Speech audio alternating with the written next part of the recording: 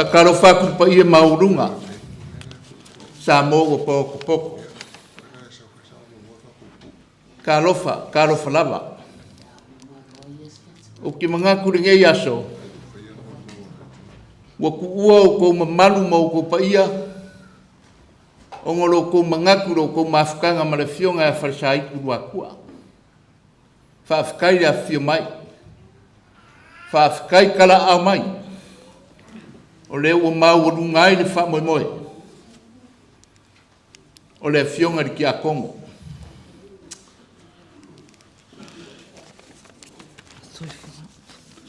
A singa kala mo le soifuanga o le fionga e a wharisaiku kaua lai rua tua. Lo te soa sale moa. O longa kama o rua kua. O longa ki ngā. O le kamakai sa kawa. E ngoe a kawhao maro. O le alo o rio.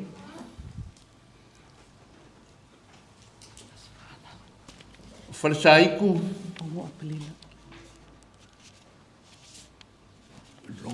Ongo apelila, Davis Fululua. Ongo apelila. Ua kau ngalo mangaku. O ngor wha moe moe ngor ainga. Ua moksia le mako mafukanga. O le kalaanga o le soifuanga o wharisaiku. Sa o leo leo i Samoa. I meo kama. I le isi kama e sa waku wa e marosi la kongi. I le makongu. Sa wha malamala mai ka malo frasi. I ngu kongi e fwile awala umai mara si whai ko rua e whasai. O le ala lenga le whai esi ai ngō whasai. O ngō le malu o la leo leo ngai Samoa. Inga ia sao ngā le mū perong soifua. Awar kau kua inga le maku ainga. O makua. O wharisai kua sikanga ko anga le roku i sale moa. Kasi rea i e pa uwaila mako e karisia. Au whaipese. Wharisai. A sikanga ka ko anga le roku. O longa soifuanga. Sikanga ka whai makua. A re soifua wharisai. Le mea kau pisingisi mea kau kupe. E sau wharisai ku i sila. E ai ka alafu kupe umai aina mako ngu uruksoa. Sale moa. A wā api o pi o le whiwhinge. Vāku le paia.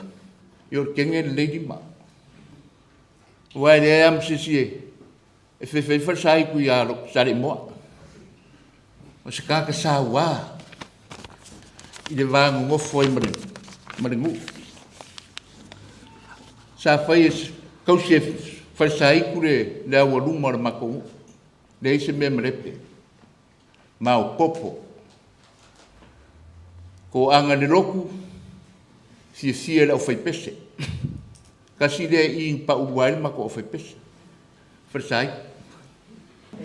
O le soifuanga o wharisai ku. Ua iwa sifuru marenua o nkausanga.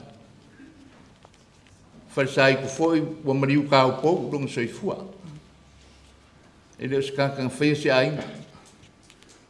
Ngā o anga whanga u whai ko rua le iai e seka ma Sarona. O ke me salo e. O la umori mau kawanga po o whai. A wā aku sila i kausanga ma marisoifuanga o whasai. O le mkua kele au kausanga. Ia e ongoro umangaku li sunga le koe inga man wharkua. Ai maisir pa ia au whai ngaruenga le pūrenga man mkangaruenga. Ai maisir e kālesia mauru. Ia mangu ia kele lau sunga le koe inga whakonga. Man wharkua. Pa ia le ngofo a whaafengai no le kako pūrenga. Sunga li au so soanga. Fionga ki a kongo wharkua makausi. Maguia le kako kapoinga.